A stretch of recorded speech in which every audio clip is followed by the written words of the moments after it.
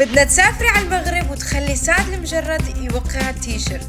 اوكي يلا نسافر المغرب. ليلي ما بيعرف، عم جمع توقيع من مشاهير العالم، والهدف انه نوصل لميسي، وراح يكون في تيشيرت الي وتيشيرت الكم، وراح اختار الرابح من المتابعين. لا تنسوا تعملوا فولو. في حفلة اعلن عنها سعد المجرد بالمغرب، فقررت اسافر للمغرب لحتى نروح نحضر الحفلة هنيك، وان شاء الله نقدر نوقع التيشيرت. هيطلعنا بالطيارة، عنا رحلة 8 ساعات. انا من 2018 بعشق سعد المجرد، ومن زمان حلمي التقي فيه، فقررت اعمل حملة كبيرة وخلي الفانز يمنشنوه لنوصل للتوقيع. طلبت من الناس تعمل له منشن وبعثت لهم صورة معينة يحطوها عندهم في الستوري، فخلينا نشوف هلا اذا حيجيب نتيجة ولا لا. جايز حاسس بإحباط كتير كبير. سعد المجرد لحد الآن ما رد، وكان المفروض يرد.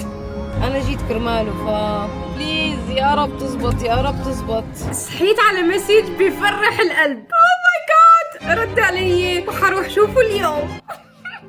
أخذت السيارة ورحنا فورا لمكان الحفل، وفعلا وصلت والتقيت فيه، وكان أحلى لقاء بحياتي بعد حلم 8 سنين.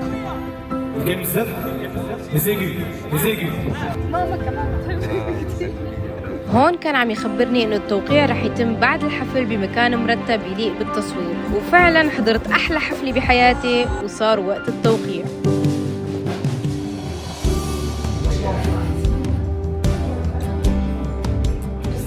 كبيرة أهل سوريا. أهل سوريا كلهم بيحبوا. أنا بحبهم إن شاء الله. وان داي ويلكم نعمل أحلى حفلة إن شاء الله.